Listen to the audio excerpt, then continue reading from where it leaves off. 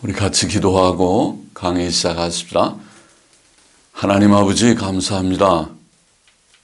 이 시간도 부족한 종이 조직신학 강의를 계속하고자 합니다. 하나님의 은혜로 벌써 많은 주제를 진행해 오게 하시고 이제 교회론 여섯 번째의 큰 주제인 교회론에 또 제 중간쯤 우리가 또 생각하게 하시니 감사합니다. 하나님께서 이 시간도 성령님의 도우심으로 부족한 종의 심령과 입술과 생각을 주장하여 주시고 또 하나님의 진리의 지식을 바르게 잘 정리하고 또 나누게 하여 주시고 하나님의 영광을 위하고 또 주의 종들의 다음 세대를 위하여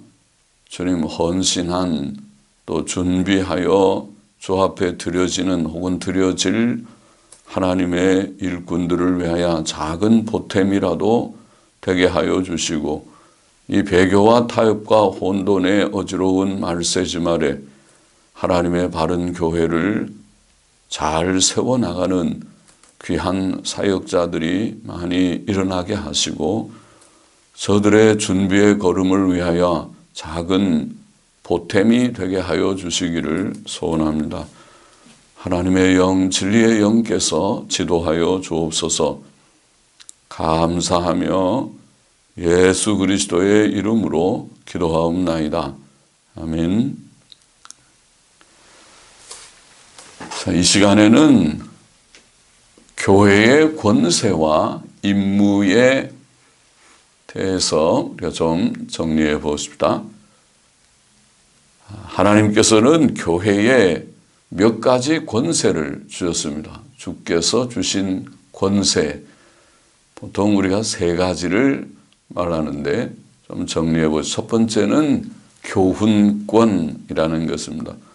그것은 하나님의 말씀을 전파하는 권세라고 할 수 있습니다. 주께서는 사도들에게 복음 진리의 말씀을 모든 사람에게 전파하고 가르치라고 명하셨습니다. 마태복음 28장 20절에 보면 28장 19절부터 나오지만은 모든 족속에게 가서 제자를 삼고 세례를 주고 또 내가 너희에게 분부한 모든 것을 가르쳐 지키게 하라, 그런 말씀이죠.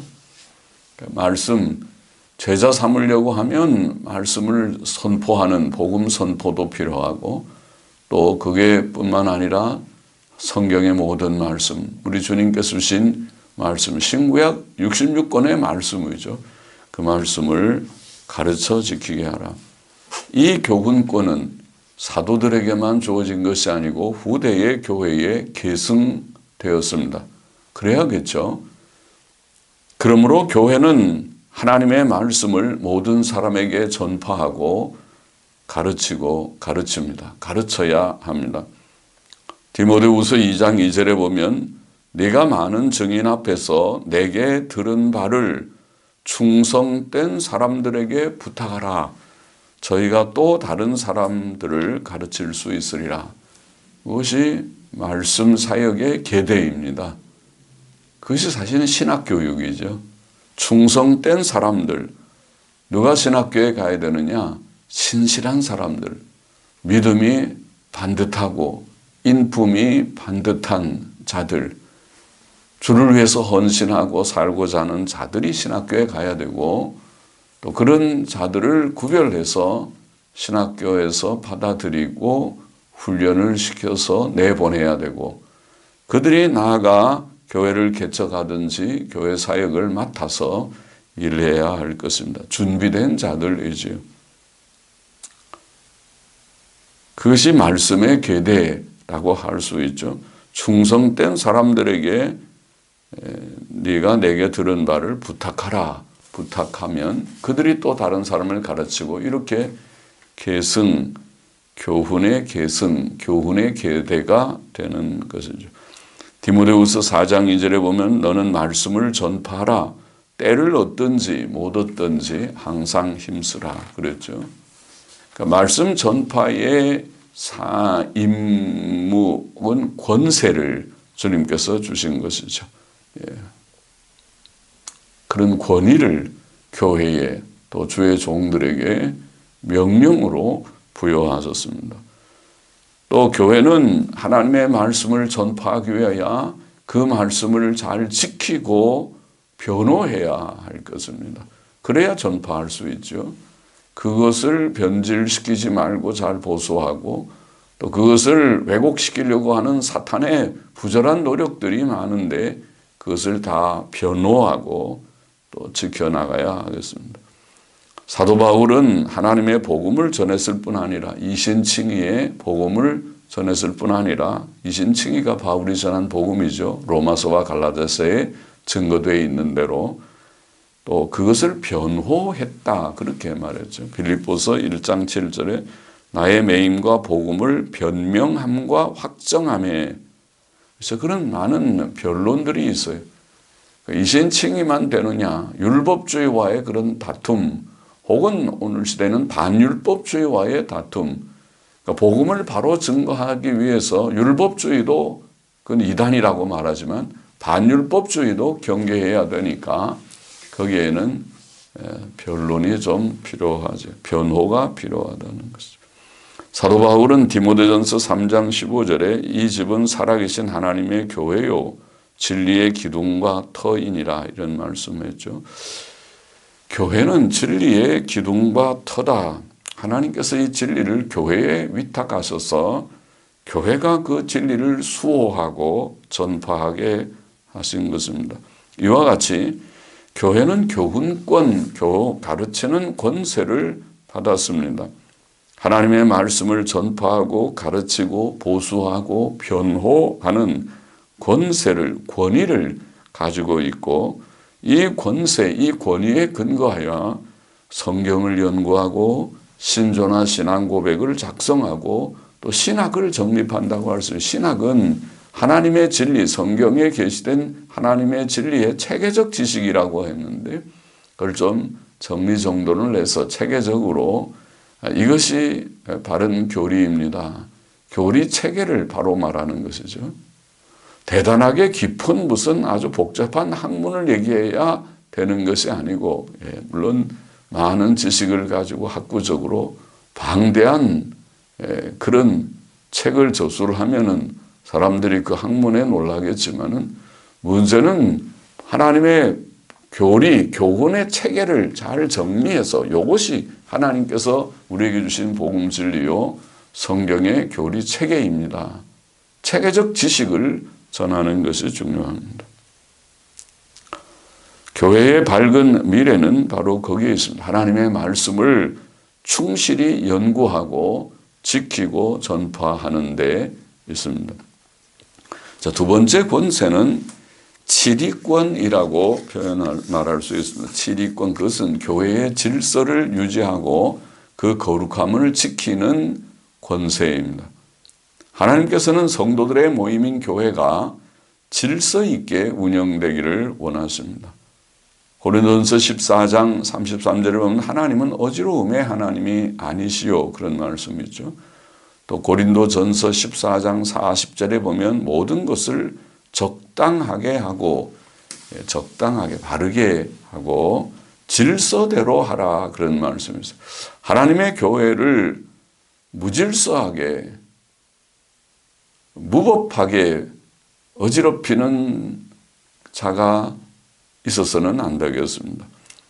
이 권세에 근거하여 교회는 교회의 법을 만들고 헌법과 규칙을 제정하기도 합니다. 이렇게 하는 것이 질서 있다. 그 규칙을 만들죠.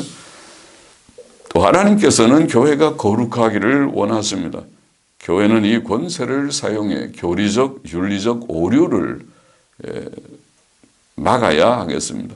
또 오류에 떨어진 자들을 에게 권징을 행사해서 또 그것을 교회를 지켜나가야 할 것입니다.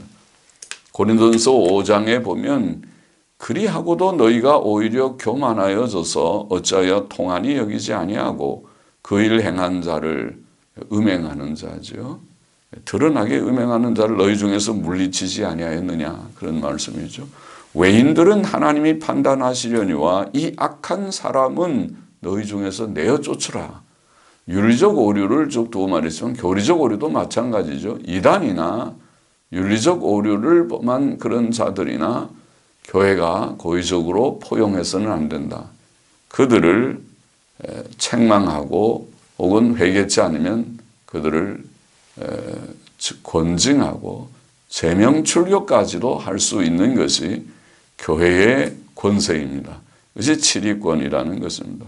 그래서 권징이라는 것이죠. 권징. 권징의 원리는 구약 성경에도 밝히 나타나 있죠. 율법 중 재판법은 신정국가인 이스라엘의 사회법으로 오늘날 세속국가에 직접 적용될 수는 없지만 그 원리는 교회에 적용될 수 있습니다. 예컨대 레위기 20장 10절에 누구든지 남의 아내와 간음하는 자, 곧 그 이웃의 아내와 간음하는 자는 그 간부와 음부를 반드시 죽일지니라, 그런 말씀이죠. 교회가 물론 죽일 권한은 없지만은 교회에서 그들을 제명 출교시킬 권한은 있습니다. 교회는 간음하는 자들을 포용해서는 안 된다. 특히 신명기 13장은 이단자들이나 거짓된 신비주의자들을 제거하라고 가르치면서 이단자나 거짓된 신비주의자를 확인하였을 경우에 그를 긍휼히 보지 말며 애석히 여기지 말며 덮어 숨기지 말고 용서 없이 죽임으로써 이스라엘 나라에서 악을 제거하라고 말하였습니다. 또 한 성읍이 이단이나 거짓된 신비주의에 미혹되었을 때 그것을 확인하면 그 성읍을 다 멸하라, 이런 교훈이 있죠. 자, 이것이 권징입니다. 구약에 말하는 권징이고 이것이 이게 지금 치리권의 우리가 내용이기도 합니다. 그것이 오늘날 교회가 행하는 제명 출교에 해당됩니다. 권징의 목적은 네 가지라고 정리할 수 있는데, 첫째는 범죄자를 회개시키기 위한 것. 우선 권면하고 책망할 때가 받아들이면 회개하면 되죠. 회개시키는 게 목적이고, 둘째는 악의 전염을 막기 위한 것. 내버려 두면 악은 퍼져나갑니다. 교리적 악이나 윤리적 악은 퍼져서 교회를 해이하게 만들고 부패시킵니다. 셋째 목적은 하나님의 명예를 지키기 위함이죠. 특별히 윤리적인 악이 그렇죠. 그들이 악을 행하면, 그걸 포용하면 하나님의 명예가 더러워지죠. 세상 사람들이 욕하죠. 하나님 믿는다는 사람이 저러는가, 그러죠. 넷째는 교회에 임할 하나님의 진노를 예방하는 그런 목적이 있습니다. 그냥 내버려 두면 하나님께서 교회를 징벌하시죠. 교회의 촛대를 옮겨버린다, 그런 표현도 성경에 나오죠. 권징의 목적은 네 가지. 권징의 방식은 보통 우리가 세 단계로 정리하죠. 첫째는 권계, admonition, 그래서 admonition, 권계라는 말은 권면과 책망하는 거죠. 권면하고 또 좀 강할 때는 책망도 하고, 그게 첫째 단계고, 둘째는 일시적 수찬 정지입니다. 즉 성찬의 참여를 일시적으로 금하는 것이죠. 성찬을 6개월, 1년에 참석지 마십시오. 그렇게 그 대단한 그 벌이죠. 성찬은 우리가 주 안에서 한 몸 된 그리스도의 몸 된 표이기도 한데 그것을 제외시키는 거죠. 성찬 금지. 셋째는 제명 출교입니다. 명부에서 그 이름을 아예 빼버리고 교회에서 나가 주십시오. 그렇게 하는 것이죠. 권징은 주께서 명하신 것이므로 매우 중요합니다. 교회가 악을 행하는 자에게 권징하지 않으면 주의 명령을 거역하는 것입니다. 주께서는 권징을 행치 않는 교회들을 책망하셨죠. 요한계시록에 나오는 아시아의 7 교회들 중에 책망받지 않은 2 교회 빼고는 다 책망을 받았죠. 거기에 주께서는 계시록 2장 14절 20절에 보면 그러나 내게 두어 가지 책망할 것이 있나니 거기 내게 발람의 교훈을 지키는 자들이 있도다. 혹은 그러나 내게 책망할 일이 있노라. 자칭 선지자라는 여자 이세벨을 내가 용납함, 이런 말씀이 있죠. 그것이 권징입니다. 주의 명령을 우리가 따라서 행치 아니하면 하나님의 책망, 주의 책망을 받게 될 것입니다. 교회가 주 예수 그리스도의 이름으로 정당하게 행한 권징은 효력을 가집니다. 마태복음 18장 18절에 주께서 말씀하셨죠. 진실로 너희에게 이르노니 무엇이든지 너희가 땅에서 매면 하늘에서도 매일 것이요 무엇이든지 땅에서 풀면 하늘에서도 풀리리라. 권징에 대한 말씀을 하는 거죠. 권징이 중요하다. 땅에서 우리가 권징을 하면 하나님 앞에서도 효력이 있다. 정당한 권징을 말하는 것이죠. 또 그것을 해벌하면, 벌을 풀면 하나님 앞에서 풀리게 됩니다. 그런 말씀입니다. 우리는 권징의 중요성을 인식하고 그것을 충실히 시행해야 합니다. 칼빈 선생은 말하기를 그리스도의 구원의 교리가 교회의 영혼이듯이, 구원 교리가 영혼이듯이 권징은 그 힘줄의 역할을 하며, 권징을 힘줄에다가 비교했어요. 그것을 통해 몸의 지체들은 각자 제자리를 지키며 단합한다. 힘줄이 있어야 몸이 힘이 있죠.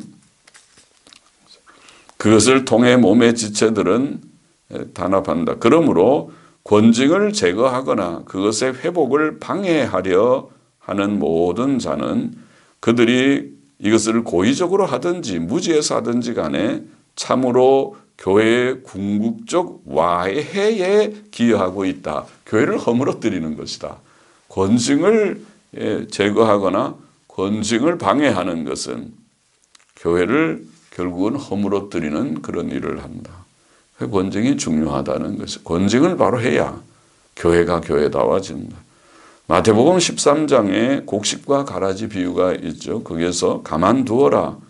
가라지를 뽑다가 곡식까지 뽑을까 염려하노라는 29절에 보면 그런 말씀이 있는데, 그것은 권징을 폐하신 말씀이 아니고, 권징을 폐하면 성경 다른데 권징하라는 말씀하고 충돌하죠. 폐한 것이 아니라 전체 교회의 완전한 정화가 심판의 날까지 보류된다는 것을 보일 뿐입니다. 그것은 현실이죠. 하나님께서 악을 다 제거하지 않고 버려두시는 것이 있어요.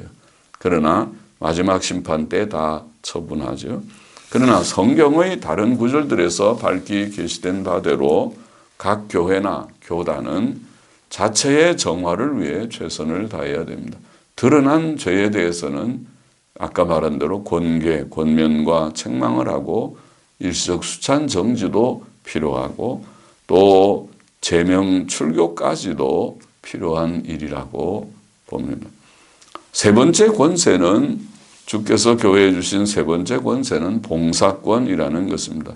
이것은 교회 안에 가난한 자들을 돕고 병환 자들을 위로하는 권세입니다. 교회의 권위는 섬김의 권위라고 할 수 있습니다. 주께서는 세상에 계실 때 사람들을 섬기셨습니다. 권세가 있는 주께서 섬김의 종의 자세를 가졌어요. 마태복음 4장 23절에 보면 백성 중에 모든 병과 모든 약한 것을 고치셨다. 그렇게 되어 있죠. 또 그는 제자들에게 섬김에 대해 가르쳤습니다. 마태복음 20장 25절에 보면 이방인의 집권자들이 저희를 임의로 주관하고 그 대인들이 저희에게 권세를 부리는 줄을 너희가 알거니와 너희 중에는 그렇지 아니하니 너희 중에 누구든지 크고자 하는 자는 너희를 섬기는 자가 되고 너희 중에 누구든지 으뜸이 되고자 하는 자는 너희 종이 되어야 하리라. 인자가 온 것은 섬김을 받으려 함이 아니라 도리어 섬기려 하고 자기 목숨을 많은 사람의 대속물로 주려 함이니라. 섬김을 가르쳤습니다. 또 주께서는 양과 염소에 비유해서 어려움을 당한 형제를 돌아보는 행위가 구원의 증표로서 매우 필수적임을 교훈하셨죠. 마태복음 25장에 나와 있죠. 내가 줄일 때 너희가 먹을 것을 주었고 목마를 때 마시게 하였고 나그네 되었을 때 영접하였고 벗었을 때 옷을 입혔고 병들었을 때 돌아보았고 옥에 갇혔을 때 와서 보았느니라. 내가 진실로 너희에게 이르노니 너희가 여기 내 형제 중에 지극히 작은 자 하나에게 한 것이 곧 내게 한 것이니라. 그러니까 형제 사랑의 실천을 아주 중요하게 여기셨습니다. 초대교회 성도들은 서로 섬기며 서로 돌아보는 일을 힘썼죠.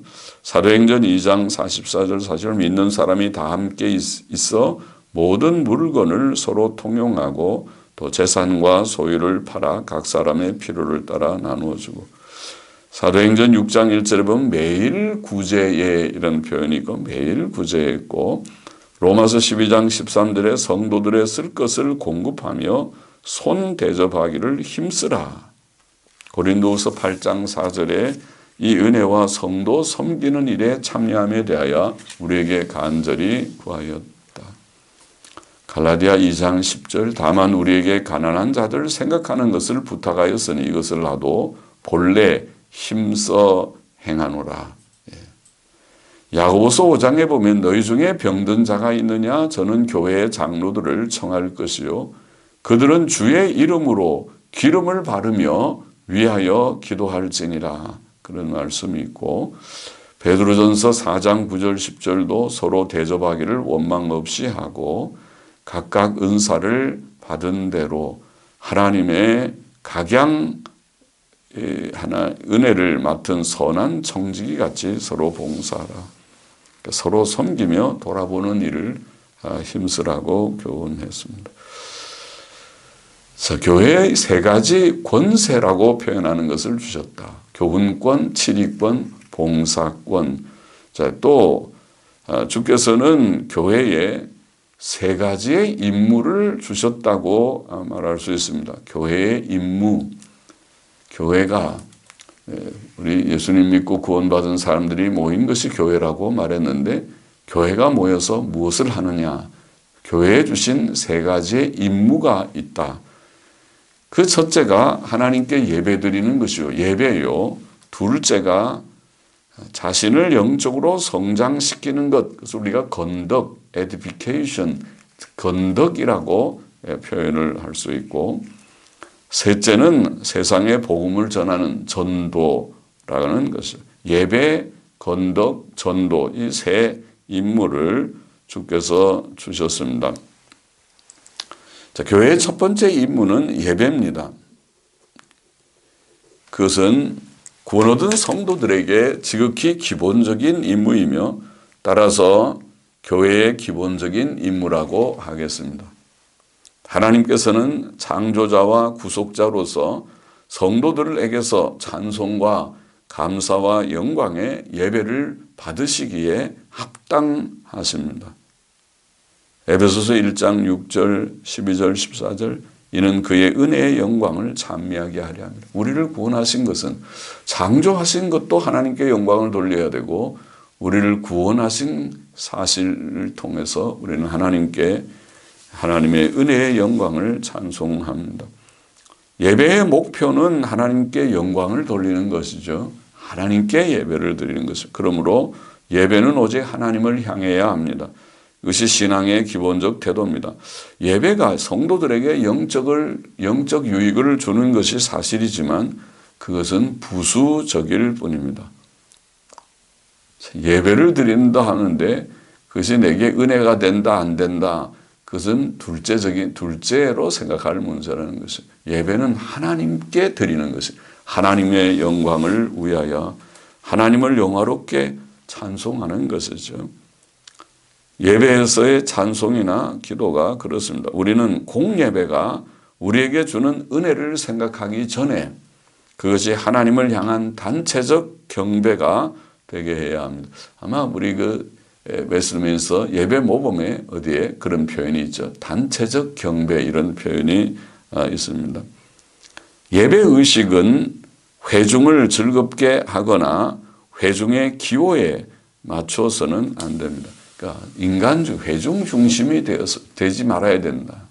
예배는 하나님 중심이어야 된다. 하나님을 어떻게 하면 기쁘시게 하는, 영화롭게 하는 일이 될까 생각해야 되겠죠. 설교까지도, 예배의 순서에 중요한 설교까지도 먼저 두렵고 떨리는 마음으로 하나님의 영광을 위해 그의 뜻을 온전히 선포하고 회중들은 진지하게 그것을 듣고 받아들여야 하며 그 다음에 회중들의 구원과 성장과 유익을 생각해야 할 것입니다. 그래서 설교 시간도 매우 설교자가 조심해서 해야 되겠죠. 예배의 시간이니까. 하나님께 예배가 되어야 되니까 경박한 그런 설교가 되지 않도록 조심해야 하겠습니다. 예배의 방식에 있어서 예배는 우선 주 예수 그리스도를 믿는 믿음 안에서 그의 이름으로 드려야 합니다. 예수 그리스도께서는 죄인들의 유일한 중보자이시요 우리의 대제사장이십니다. 죄인들은 오직 주 예수 그리스도를 통해서만 구원 얻고 그를 통해서 하나님께 담대히 나아가 그에게 참된 예배를 드릴 수 있습니다. 예수 그리스도의 속죄 사역과 그의 십자가 공로와 의를 의지함 없이 드려지는 예배는 다 인본주의요 윤리 종교와 행위 종교에 불과합니다. 그러므로 교회는 예수 그리스도의 이름으로 하나님께 예배드리고 찬송하고 기도해야 합니다. 예배는 또 주께서 요한복음 4장 24절에서 말씀하신 바와 같이 신령과 진정으로 신령과 진정이라는 신령과 진정 푸뉴마 또 알레데이아라는 말을 푸뉴마 알레데이아 푸뉴마 신령이라는 말은 성령님도 푸뉴마 그러죠. 또 우리의 심령도 우리의 영도 푸뉴마 그럽니다. 거기에 주께서 신령과라고 우리가 번역한 신령으로라는 말은 다 된다고 봅니다. 문맥으로 보면 성령과 또 우리의 심령도 가능한 말이죠. 또 진정 알레데이아라는 말은 진리라는 말이고 또 진실함이라는 말도 알레데이아입니다. 영의 트루스도 마찬가지죠. 트루스.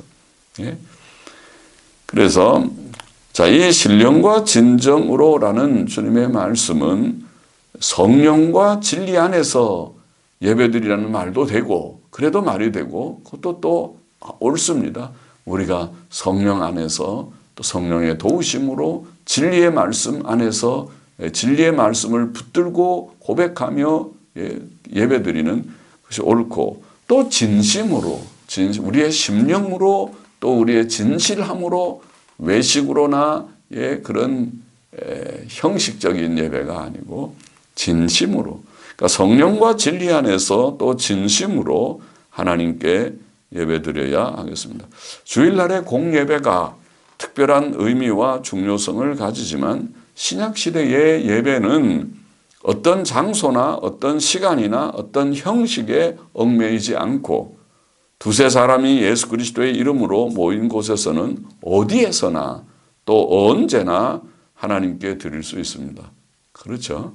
하나님께서 언제 어디에서 장소나 시간이나 딱 지정해 주시는 게 사실 아니고 그 장소와 시간은 우리의 편의상 우리가 정하는 것뿐이고 그것은 또 옮길 수도 있고 그렇죠.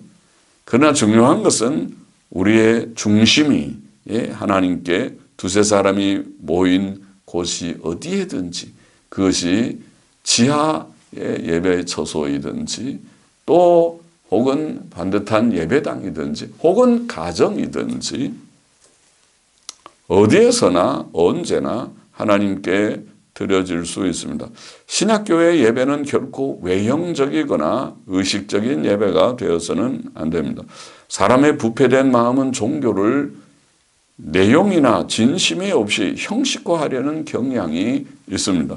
우리는 그러한 잘못된 경향을 경계해야 합니다. 종교가 의식화, 형식화되지 않도록 예배는 또한 엄숙하고 경건하게 드려야 합니다. 그것이 전통적 예배 모범의 정신이며 우리는 그것이 성경적이며 옳다고 생각합니다. 시편 96편 9절, 시편 96편 9절 아름답고 거룩한 것으로 여호와께 경배할지어다. 그렇죠.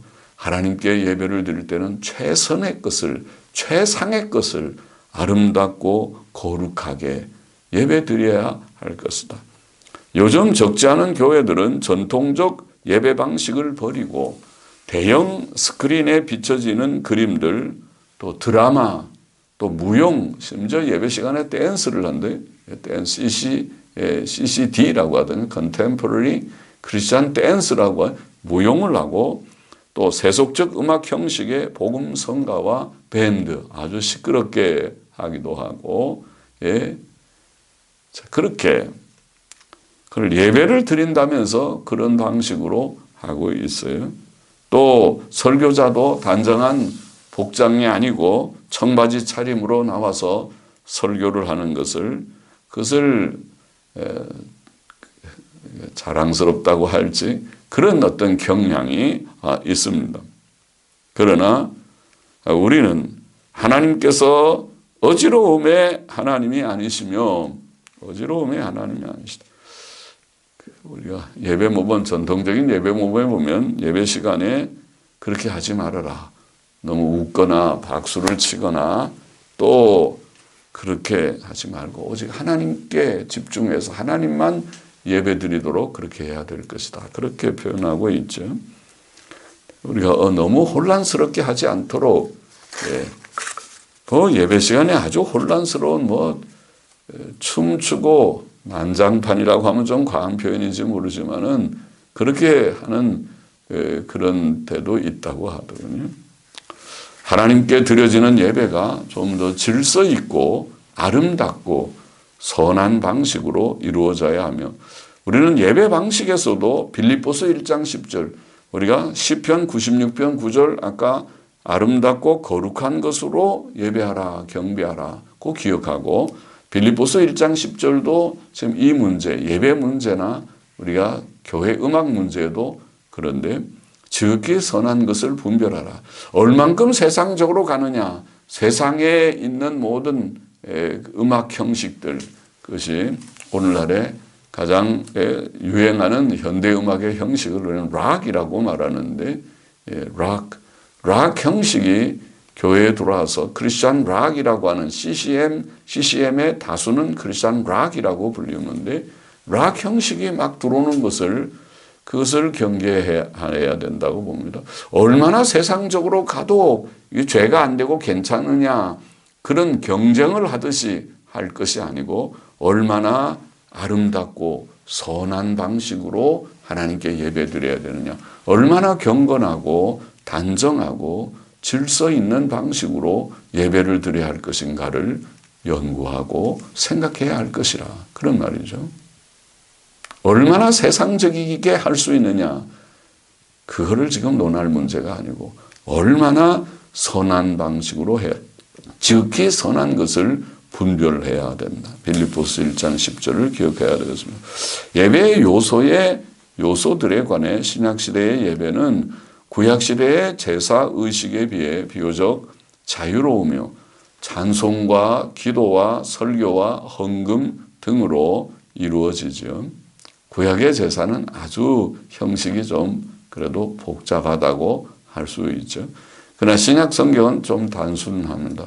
그래서 우리가 지금 드리는 처럼 찬송가를 부르고 기도를 올리고 설교를 하고 그리고 헌금 순서도 있고 하는 것입니다. 고린도전서 14장 26절에 보면 너희가 모일 때에 예배회지요 모일 때 각각 찬송시도 있고 찬송가를 부르고 가르치는 말씀도 있고 설교도 있는 거죠. 계시도 있으며 방언도 있으며 통역함도 있나니 그런 사도시대니까 그런 하나님의 직접 계시나 방언과 통역이나 이런 것들이 있었습니다. 그것은 그 후 시대 사도시대 이후에는 없어진 그런 순서이죠. 히브리서 13장 15절에 보면 우리가 예수로 말미암아 항상 찬미의 제사를 하나님께 드리자. 이는 그 이름을 증거하는 입술의 열매니라. 그렇게 되어 있습니다. 찬미의 제사, 찬송이 제사입니다. 예배의 아주 중요한 부분이고 사도행전 2장 42절에 보면 저희가 사도의 가르침을 받아 서로 교제하며 모여서 말씀을 배우고 가르침을 받고 떡을 떼며 성찬식 하는 거죠. 그것도 예배의 중요한 한 순서죠. 기도하기를 전혀 힘쓰니라. 기도하던 것도 그런 순서입니다. 고린도전서 16장 2절에 보면 매주일 첫날에 너희 각 사람이 이익을 얻은 대로 저축하여 두어서 그들이 장사하거나 또 돈을 벌게 되면 그 중에 일부를 구별하여 헌금하는 그런 행위를 가르쳤다고 봅니다.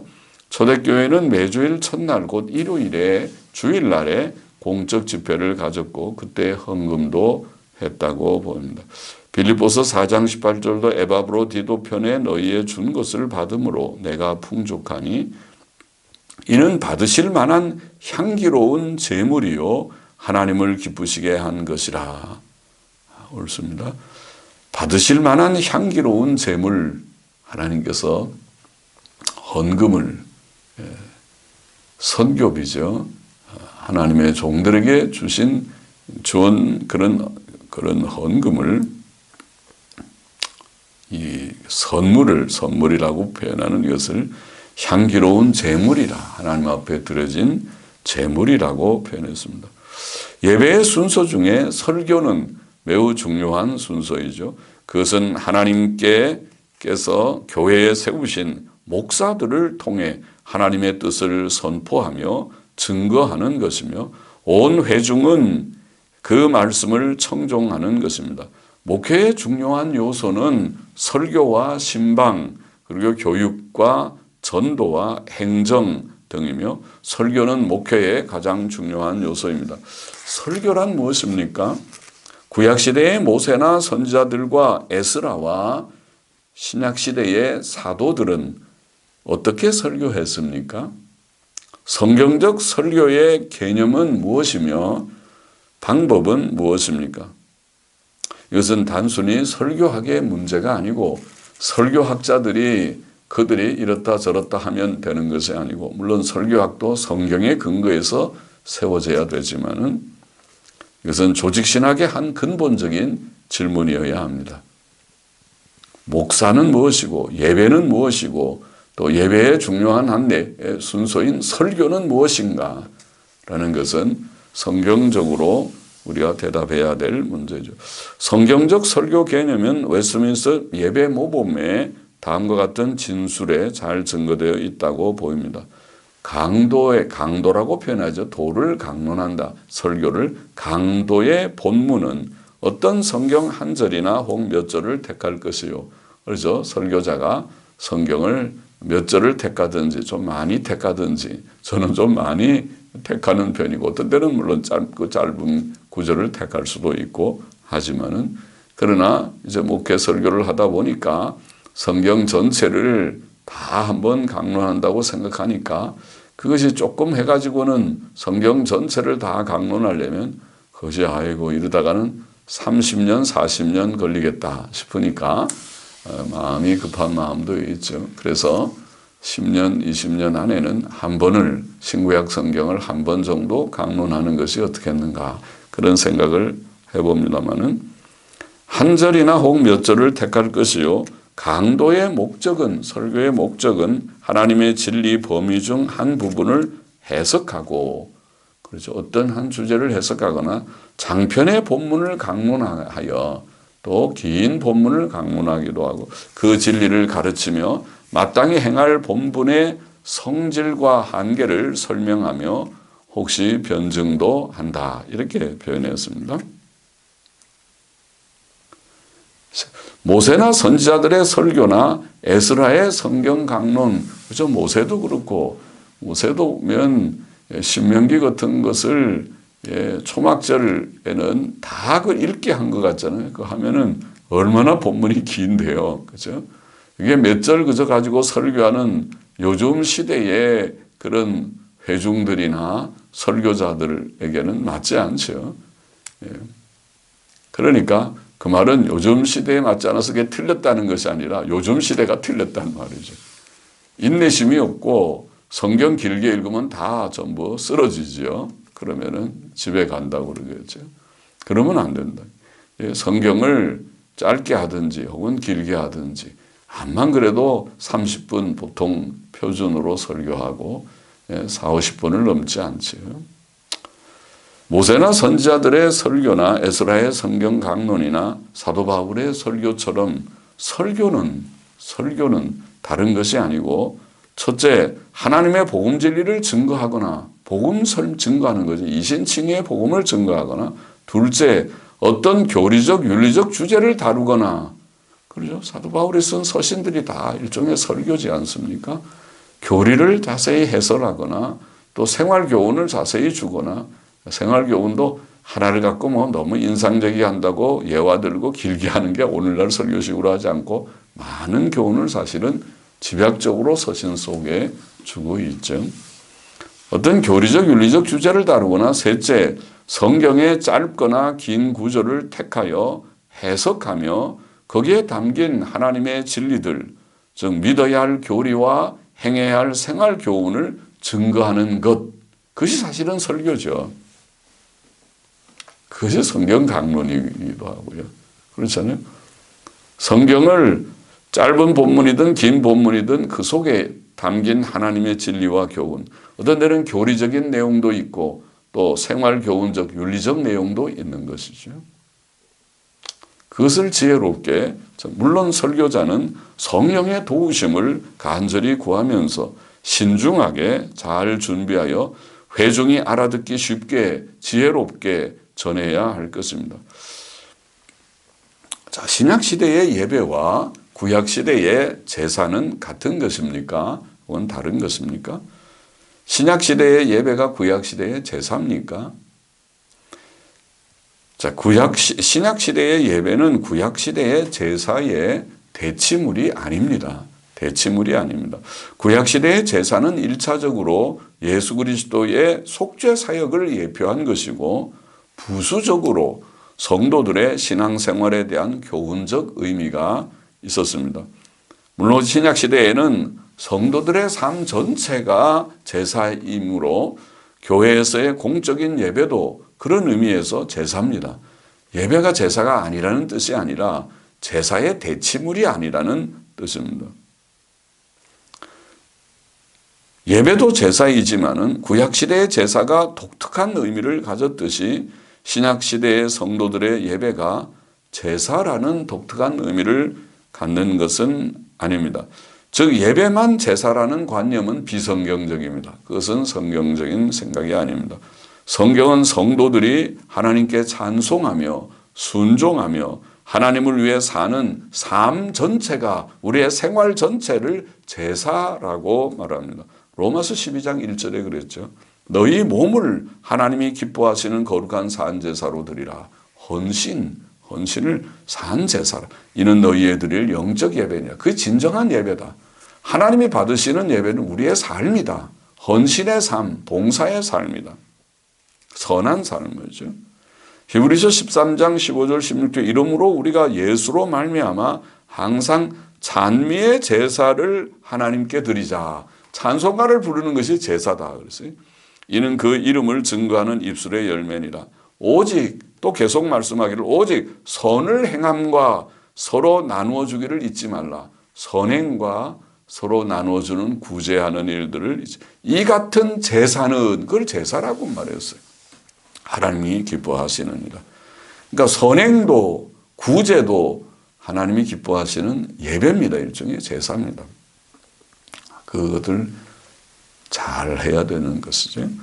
베드로전서 2장 5절에 보면 너희도 산돌같이 신령한 집으로 세워지고 예수 그리스도로 말미암아 하나님이 기쁘게 받으실 신령한 제사를 드릴 거룩한 제사장이 될지니라. 그렇게 말했습니다.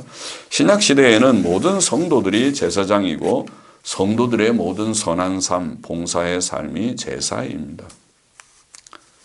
자, 예배에 대해서 우리가 좀 예배의 임무가 있고 두 번째 임무는 건덕이라고 아까 그랬죠. edification, edify는 뭐 이렇게 세운다, 건립한다고 하는 뜻이죠. 건덕이라고 우리가 보통 덕을 세운다, 덕을 세운다. 덕을 세운다는 말은 남에게 좀 유익을 끼친다 이런 개념입니다.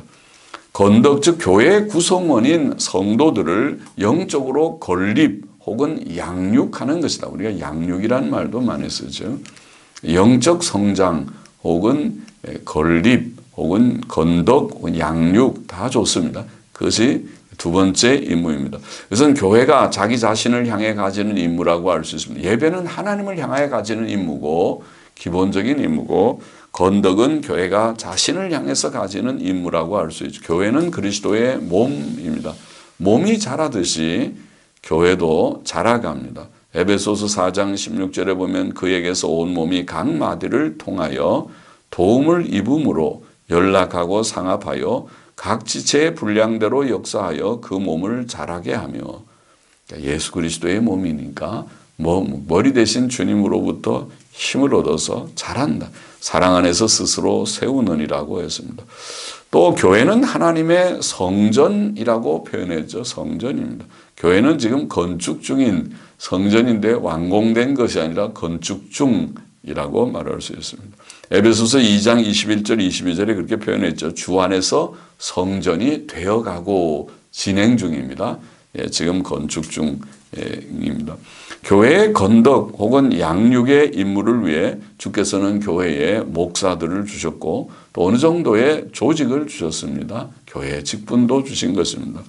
에베소서 4장 11절 12절 보면 그가 목사와 교사를 주셨으니, 목사와 교사는 한 직분이라고 보이는데 목사를 가리키는데 오늘날에 목사는 교사적인 직분인데 목사와 교사를 주셨으니 이는 성도를 온전케 하며 봉사의 일을 하게 하며 그리스도의 몸을 세우려 하심이라. 옳습니다.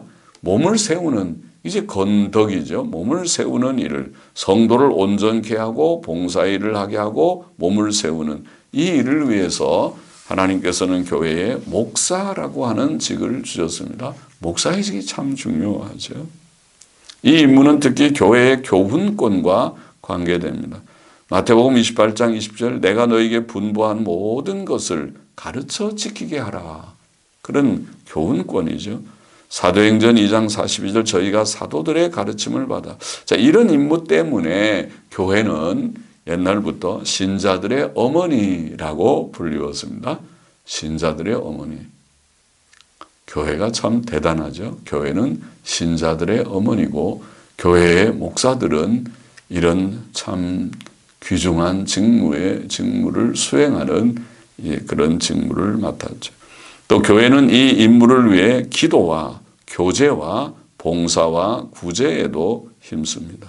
그래서 서로 기도하기를 힘쓰고 서로 사랑하고 또 서로 우리가 교제를 나누고 또 어려운 사람들을 서로 돕고 섬기고 하는 것입니다. 자, 교회의 세 번째 임무는 세상 사람들에게 복음을 전하는 것, 전도죠. 전도의 임무, 구원의 복음을 전하는 것입니다. 이것이 교회가 세상 사람들에게 해야 할 일입니다. 이것은 하나님께서 이 세상에서 교회에 주신 특별한 임무라고 불리는 것이죠.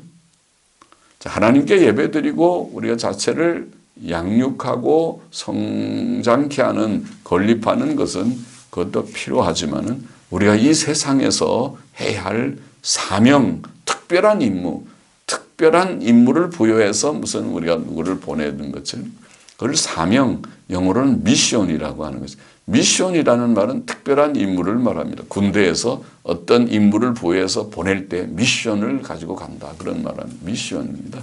그게 사명이라는 개념이죠. 우리는 그걸 미션을 선교라고 번역해서 미셔너리 그러면 선교사 그러지만은 그 미션이라는 말들은 원래 선교라는 개념보다는 사명의 개념입니다. 물론 그 사명의 내용은 복음을 전하는 거니까 전도, 선교, 교를 전하는 그 선교가 내용이지만은 미션이라는 말 자체가 선교라는 개념은 아니고 사명이라는 개념입니다. 이것이 전도의 임무를 말합니다.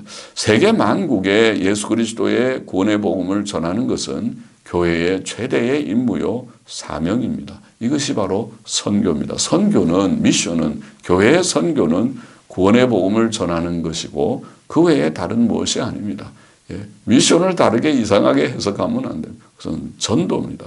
죄인들의 영혼 구원, 즉 그들의 부활과 최종적으로는 그들이 구원 얻어서 부활하고 영생 얻는 것이 하나님께서 독생자 예수 그리스도를 세상에 보내신 목적이었습니다. 요한복음 3장 16절 그렇죠. 하나님이 세상을 이처럼 사랑하사 독생자를 주셨으니 이는 저를 믿는 자마다 멸망치 않고 영생을 얻게 하려 하십니다. 영생이 목적이죠. 영생. 그것이 목적입니다. 요한복음 6장 38절 이하에는 내가 하늘로서 내려온 것은 내 뜻을 행하려 함이 아니요 나를 보내신 이의 뜻을 행하려 함이니라. 나를 보내신 이의 뜻은 내게 주신 자 중에 내가 하나도 잃어버리지 아니하고 마지막 날에 다시 살리는 이것이니라. 부활이죠. 그러니까 우리가 최종적으로 부활해야 영생하니까 부활, 그것이 목적이다. 내 아버지의 뜻은 아들을 보고 믿는 자마다 영생을 얻는 이것이니 마지막 날에 내가 이를 다시 살리리라. 그럼 예수님께서 오셔서 하신 일이 죄인들의 영혼 구원, 그들의 부활과 영생임을 분명히 말씀합니다. 예수께서는 자신이 죄인들을 위한 대속물이 되기 위하여 오셨다고 말씀하셨습니다. 그것이 바로 영혼 구원을 위한 거죠. 마태복음 20장 28절 인자가 온 것은 섬김을 받으려 함이 아니라 도리어 섬기려 하고 자기 목숨을 많은 사람의 대속물로 주려 함이니라. 그렇죠? 대속물. 또 그는 승천하시기 전에 그의 제자들에게 이 복음을 온 세상에 전파하라고 부탁하셨습니다. 그것이 주께서 받은 사명이고 가진 사명이고 그 일을 위해 땅에 오셨고 대속사역을 이루셨고 이제 승천하시기 전에 제자들에게 그것을 당부하신 것입니다. 그래서 마태복음 28장 19절 20절 말씀 너희는 가서 모든 족속으로 제자를 삼아 아버지와 아들과 성령의 이름으로 세례를 주고 내가 너희에게 분부는 명령한 거죠. 명령한 모든 것을 가르쳐 지키게 하라. 마가복음 16장 15절 가라사대 너희는 온 천하에 다니며 만민에게 복음을 전파하라. 전도에 대한 명령이죠. 또 누가복음 24장 47절도 그 이름으로 죄사함을 얻게 하는 회개가 예루살렘으로부터 시작하여 모든 족속에게 전파될 것이 기록되었으니 요한복음 20장 21절도 아버지께서 나를 보내신 것이 나도 너희를 보내노라. 보내서 뭐 하는데? 그게 미션인데 그 사명이 무엇인데? 전도하는 사명. 사도행전 1장 8절 오직 성령이 너희에게 임하시면 너희가 권능을 받고 예루살렘과 온 유다와 사마리아와 땅끝까지 이르러 내 증인이 되리라. 다 주님이 승천하시기 전에 마태, 마가, 누가, 요한복음의 끝에 다 주신 말씀이 공의, 전도의 사명이고 사도행전 1장 8절에 나와 있는 구절이 바로 전도의 사명입니다. 그것이 임무죠. 세상 속에서 세상을 향하여 세상을 위하여 교회가 해야 할 일이 무엇이냐? 전도다. 그러니 교회가 이 일에 힘써야겠죠. 전심전력해야겠죠. 모든 힘을 다해 세계 복음화의 일을 위해 복음을 땅끝까지 전하는 일을 위해 우리가 힘써야 합니다. 교회는 이 사명을 위해 하나님께 전도자들을 주시기를 간구하고 주님 오늘날도 신실한 전도자들 인격이 반듯하고 신앙 지식이 분명하고 정말 주를 위해 헌신하고 살고자 하는 신실한 그런 젊은이들 신실한 영혼들 헌신자들을 주시옵소서. 간구하고 그들을 모집하고 또 그들을 훈련시키고 그들을 파송하고 또 그들을 후원하는 물질과 기도로 후원하는 그 일을 하여야겠습니다. 마태복음 9장 37절에 보면 제자들에게 이르시되 추수할 것은 많되 일꾼은 적으니 그러므로 추수하는 주인에게 청하여 추수할 일꾼들을 보내어 주소서 하라. 일꾼들을 달라고 기도해야 되고 그들을 훈련시켜 보내야 하겠습니다. 자, 그리고 그들을 위해서 기도해야 하겠습니다. 에베소서 6장 19절에 보면 나를 위하여 구할 것은 내게 말씀을 주사 나로 입을 벌려 복음의 비밀을 담대히 알리게 하옵소서 할 것이니 복음을 널리 전하는 자가 되게 하기 위하여 또 우리를 위하여 기도하라. 데살로니가전서 5장 25절도 그리고 그들을 위하여 후원했습니다. 누가복음 8장 3절에 보면 여인들이 자기들의 소유로 예수님과 제자들을 섬겼다. 그런 말씀이죠. 아까 읽은 빌립보서 4장에도 빌립보 교회 성도들의 물질적 후원이 하나님께 드린 제물이며 하나님을 기쁘시게 한 것이라고 바울은 말했습니다. 교회는 이 세 가지 임무, 즉 하나님께 드리는 예배와 자체를 위한 영적 건립과 건덕, 양육, 영적 건립과 세상 사람들을 위한 전도의 임무들을 잘 수행해야 되고, 그러기 위해서 우선 모이기를 힘써야 되겠습니다. 모여야 힘이 나죠. 모여야 힘이 있고, 사도행전 2장 46절은 예루살렘 교회는 날마다 마음을 같이하여 성전에 모이기를 힘쓰고 집에서 떡을 떼었다. 모이기를 힘써요. 그러니까 주일날 모이기를 히브리서 10장 25절은 모이기를 패하는 어떤 사람들의 습관과 같이 하지 말고 오직 권하여 그 날이 가까움을 볼수록 더욱 그리하자. 주의 재림의 날이 가까움을 볼수록 모이기를 힘써야겠습니다. 우리가 이제 또 하나 더 추가로 생각할 것은 사회 정치 활동이 교회의 사명인가 하는 문제는 근래에 자유주의자들, 신학적 자유주의자들, 불신앙적인 자유주의자들과 또 교회 연합운동가들, 에큐메니칼 주의자들, 에큐메니칼 운동가들의 소위 하나님의 선교, 미시오 데이, 하나님의 선교, 하나님의 사명 혹은 하나님의 선교라고 우리가 번역하는 미시오 데이라고 하는 개념과 그들의 미시오 데이라는 개념은 지금 말하는 선교하고 좀 달라요.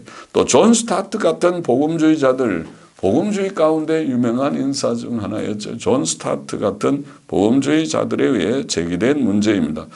그들은 교회가 사회 정치적 일들에 관심을 가지고 책임을 느끼며 참여하는 것이 하나님의 뜻이라고 주장을 하고 있습니다. 이게 미쇼데이의 개념입니다. 전도만이 아니고 사회 정치적 일들에 관여해야 된다. 그런 말이죠. 미쇼데이가. 또 존 스타트도 거기에 대한 관심 가지고 책임을 느끼고 참여해야 된다. 그렇게 말하고 있어요. 그들은 그것을 총체적 선교 개념, 또 holistic concept of mission, holistic이라는 표현을 쓰는데 holistic이라면 whole,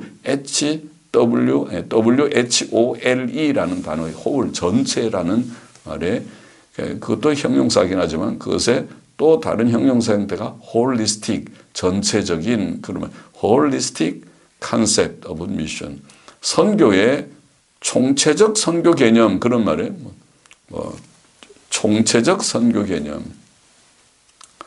요즘 유행하고 있는 개념이죠.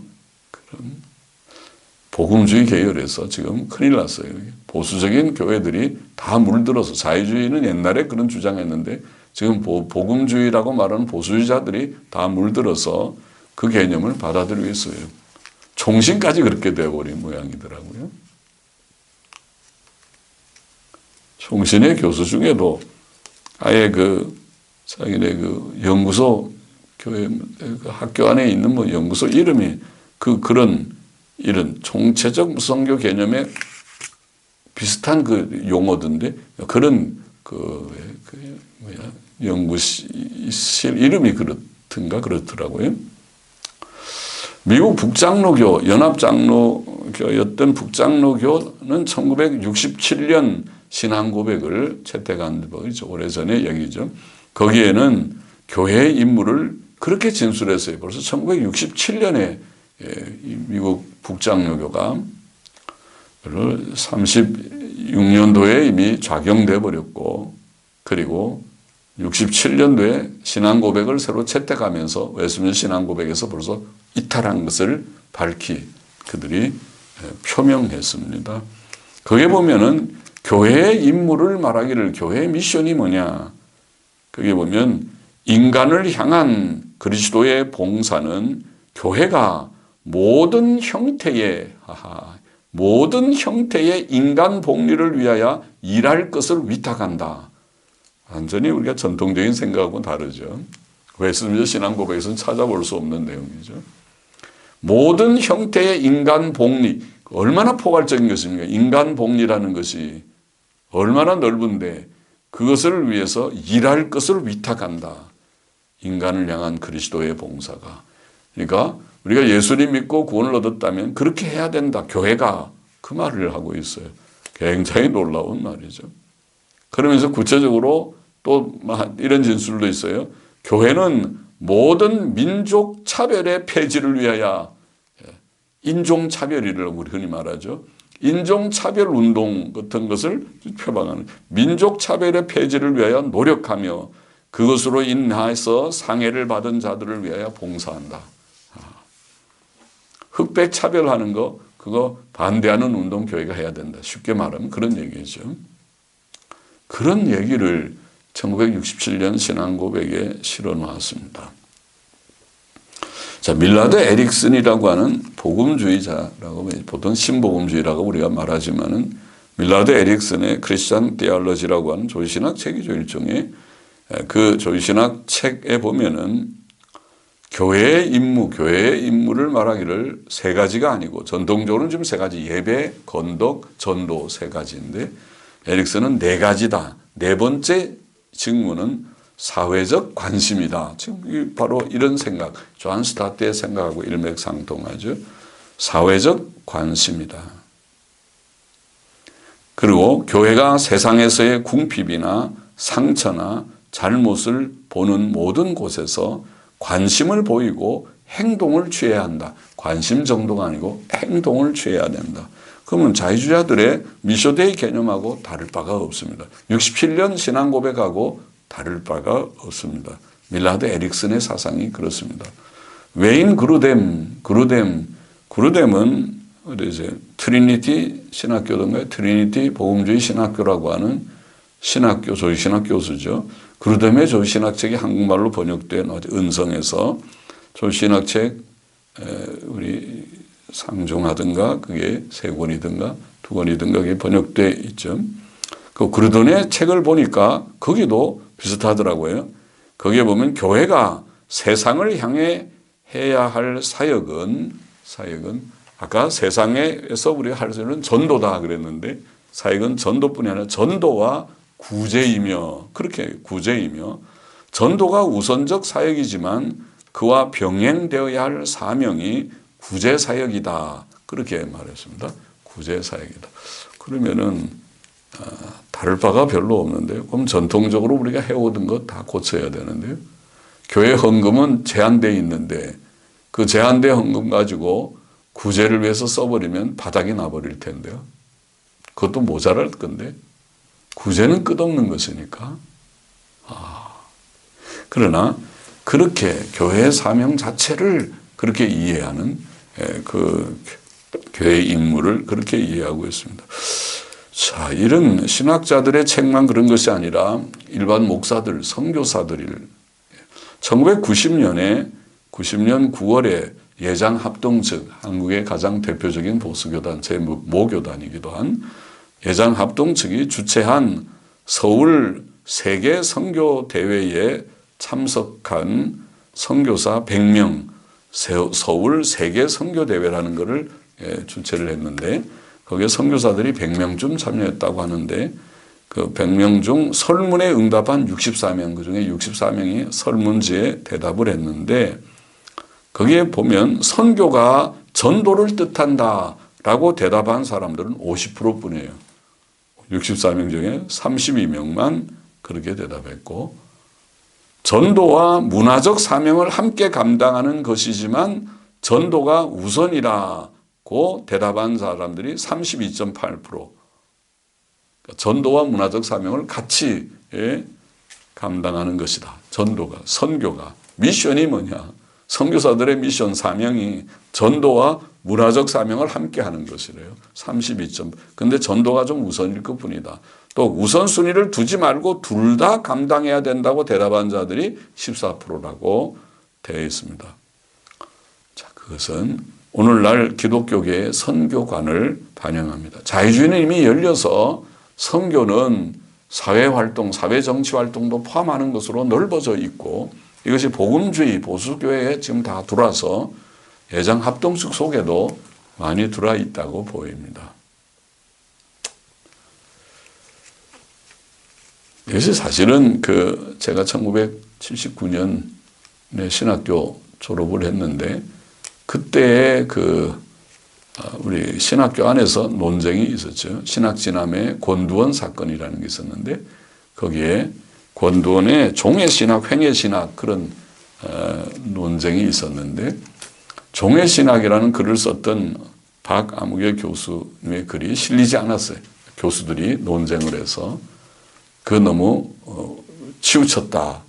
그러면서 기독교는 종회신학, 횡예신학을 다 아울러야 된다.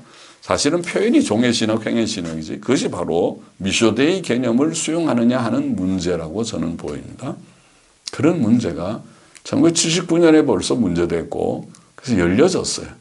그래서 존 스타트의 생각이나 이런 생각이 이미 복음주의에 다 들어와서 있다고 봅니다. 자, 그러나 제가 지금 말하려고 하는 것은 이런 총체적 선교 개념, 소위 미쇼데이 개념, 홀리스틱 컨셉 오브 미션은 성경적이지 않다. 그 말을 하려고 하는 것입니다. 박형영 박사는 교회의 세 번째 임무를 증거의 임무라고 표현하면서 교회가 개인 구원의 복음뿐 아니라 사회적 난제들에 대해서도 증거해야 된다. 그런 말씀은 하셨지만 그것은 어디까지나 설교 영역의 문제입니다. 예, 물론 설교는 모든 문제를 다 다루죠.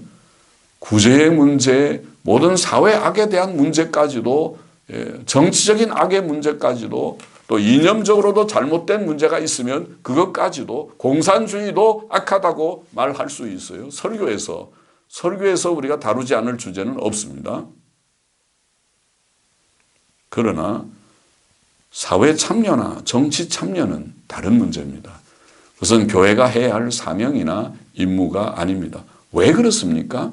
왜 그것을 아니라고 말합니까? 첫째, 두 가지만 말하겠습니다. 첫째, 그것은 예수님의 사명이 아니었습니다. 예수님은 사회정치활동을 하지 않았습니다. 예수님께서는 세상에 계실 때 사회적인 일이나 정치적인 일에 관여하지 않았습니다. 오히려 그는 그런 일에 관심이 없는 것처럼 말씀하시고 행동하셨습니다. 누가복음 12장 13절 14절에 보면 무리 중에 한 사람이 이르되 선생님 내 형을 명하여 유업을 나와 나누게 하소서. 형이 부모 재산을 자기가 다 가로채려고 한 모양이죠. 그렇게 주님께 형한테 좀 야단해서 나누게 하소서 하니까 이르시되 이 사람아 누가 나를 너희의 재판장이나 물건 나누는 자로 세웠느냐. 주님이 무관심한 것처럼 오늘날로 말하면 사회 정의를 실현해서 주님이 그래 내가 가서 야단 쳐줄게. 그렇게 하면 안 되지. 그거는 사회 정의를 실현할 좋은 기회로구나. 그렇게 해야 되는 거 아닌가요? 주님은 오히려 부정적이게 보이게 그렇게 말씀하죠. 요한복음 6장 15절에 보면 예수께서 저희가 와서 자기를 억지로 잡아 임금 삼으려는 줄을 아시고 다시 혼자 산으로 떠나가시니라. 사람들이 자기를 임금 삼으려고 하니까 어떻게 보면 좋은 기회잖아요. 오늘날로 말하면은 투표하면은 대통령 될 수도 있는데 그러면 소위 조직을 만들고 운동을 해서 사회 개혁을 하면은 좋을 거 아니겠어요? 그러나 주님은 오히려 혼자서 산으로 떠나가셨다 그랬어요. 그 말은 주님이 사회 정치 활동에 대해서 관여하지 않았다는 증거죠. 성경적 증거죠. 요한복음 18장 36절에 빌라도의 앞 법정에서 내 나라는 이 세상에 속한 것이 아니라 만일 내 나라가 이 세상에 속한 것이었다면 내 종들이 싸워 나로 유대인들에게 넘기우지 않게 하였으리라. 그렇죠. 주님이 추종하는 사람들이 얼마나 많은데 그걸 잘 조직해서 군대 조직처럼 훈련 좀 시켜서 잡으러 오려면 딱 보디가드 만들어서 못 잡게 막고 할 수도 있겠죠. 그러나 주님은 그렇게 하시는 것이 아니에요. 주님이 세상에 오신 목적은 그런 활동이 아니고 분명히 말씀한 대로 전도하기 위해 왔고 영혼을 구원하기 위하여 왔다. 마태복음 19장 13절 내가 의인을 부르러 온 것이 아니요 죄인을 부르러 왔노라. 마태복음 20장 28절 자기 목숨을 많은 사람의 대속물로 주려 왔다. 마가복음 1장 38절 내가 전도하기 위하여 왔노라. 그렇게 말해요. 자신이 왜 왔는지 요한복음 아까 읽은 6장 38절에도 아버지께서 나를 보내신 뜻은 내가 내게 주신 자 중에 하나도 잃어버리지 아니하고 다 살리는 그것이다. 그렇게 말씀을 하셨어요. 자신의 사명이 분명한데 그 사명 속에 사회 정치 활동은 없었다는 것을. 물론 주님께서 많은 병자들을 고쳐주셨습니다. 그러나 그의 병고침은 자세히 성경을 보면 비록 그것이 그의 긍휼과 능력의 당연한 표현이며 그의 신성의 증거이었지만 그에게 있어서 부수적이고 제한적이었습니다. 그는 자신이 병자를 고치려고 세상에 왔다고 말씀하신 적이 없습니다. 그가 말씀을 전하러 다닐 때에 병자들을 보니까 불쌍히 여기서 고쳐주시고 또 그것이 주님께서 하나님의 아들이라는 것을 증거하는 기회가 된 것뿐이지 오늘 은사주의자들처럼 치유 대집회 그런 거 하지 않았다 그 말입니다. 병고침이 그의 사명이 아니었다는 것입니다. 또 많은 경우 병고침은 모든 사람이 얻은 것이 아니고 그 주위에서 그를 믿었던 자들이 얻은 것이죠. 그래서 주님께서는 내 믿음이 너를 구원하였느니라. 마태복음 8장 2절로 4절, 10절, 13절, 10장 21절, 22절, 28절, 29절 등등의 내 믿음이 너를 구원하였다. 그런 말씀이었죠.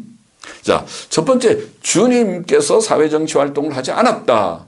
둘째, 초대교회의 사명은 사회정치 활동을 포함하지 않습니다. 주님이 초대교회의 명령도 안 했고 초대교회도 사회정치 활동하지 않았다. 그 말이죠. 초대교회는 주께로부터 사회정치 활동에 대한 명령을 받지 않았고 그런 일에 관여하지 않았습니다. 오직 주님께서는 전도의 명령을 주셨고 그들은 그 명령에 순종하여 전도에 힘썼죠. 그것이 아까 읽은 복음서의 마지막 마태, 마가, 누가, 요한복음의 마지막에 나와 있는 주님의 뜻이고 그리고 사도행전에서 분명히 증거되는 그들의 행위죠. 사도행전에 그들이 무슨 일을 했습니까? 전도했어요. 전도했어요. 물론 그들이 선한 일도 했죠. 구제활동도 했지만 그것은 교회 안에서 교회 안에야 믿는 성도들이 교제하는데 어려운 사람들이 있으면 같이 나누어야지. 그게 사랑이지. 그러나 제가 지금 말하는 것은 교회 밖에서 세상 사람들을 향해서 그들이 돈 모아가지고 자선 사업하고 구제 활동하고 고아원 사업하고 양로원 사업하고 그런 사업한 것이 아니라 그 얘기를 하는 것입니다. 교회는 그런 집단이 아닙니다. 실상 국가와 교회는 서로 다른 영역에 속해 있습니다. 국가 위정자들에 대해 성경은 성도들이 그들을 위해 기도하고 세금을 내며 복종해야 된다. 성경이 그렇게 가르치고 있죠. 매우 소극적이게 보이죠. 기도하고 세금 내고 복종하라. 교회에게는 교회의 본연의 임무가 있고 교회는 그 임무에 충실해야 하고 국가의 일에 사사건건 직접 관여해서는 안 됩니다.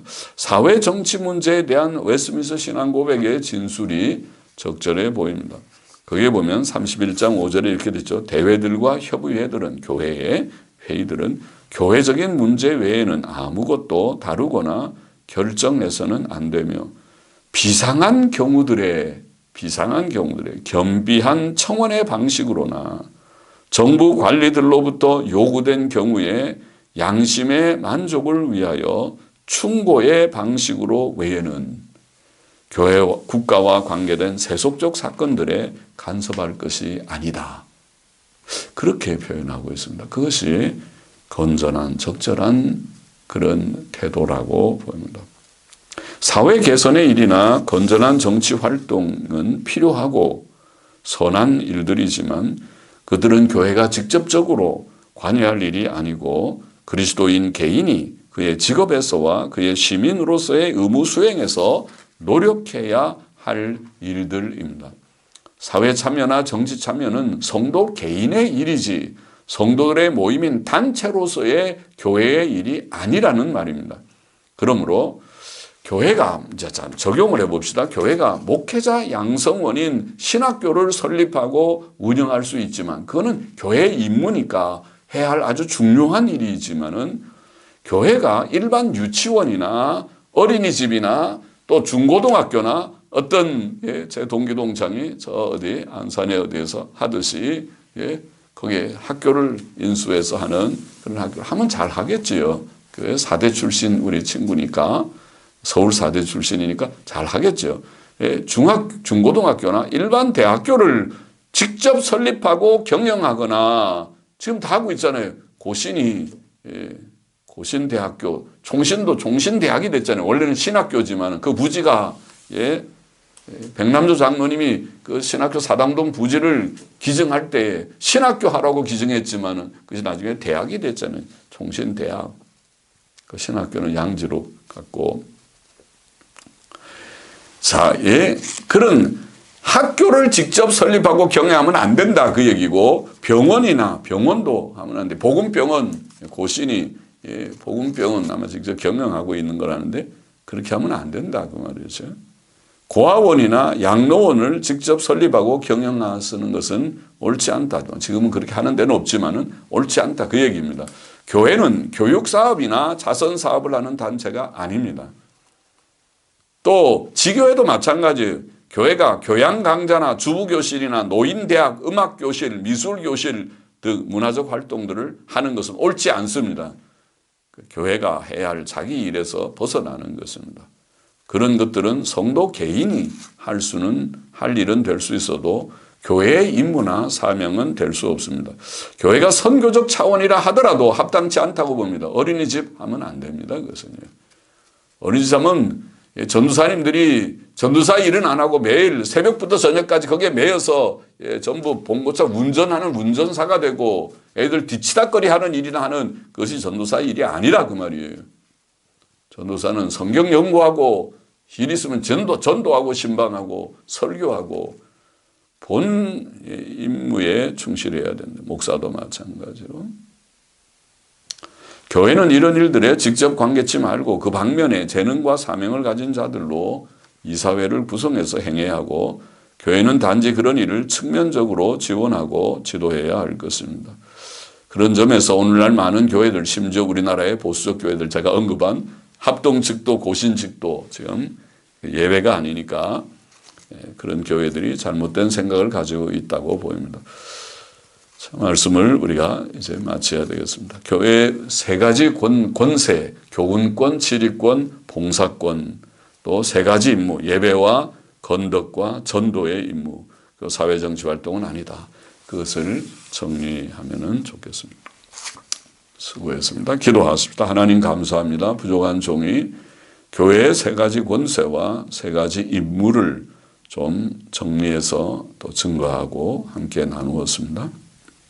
다 참고가 되고 또 특별히 중요한데, 오늘 시점에 이 복음주의 교회가 자유주의 영향, 미쇼데이, 하나님의 선교라는 잘못된 개념의 영향을 받아서 오늘 연합주의 에큐메니컬 운동이 다 이미 넘어갔고, 또 복음주의 교회가 존 스타트 같은 사람의 잘못된 생각에 영향을 받아서 지금 이런 혼란과 어지러움 가운데 있습니다. 하나님께서 은혜를 주셔서 바른 깨달음을 주의 종들에게 주시고, 또 하나님 앞에 바른 생각 가지고 충성하는 종들과 교회들이 되게 하여 주시기를 소원합니다.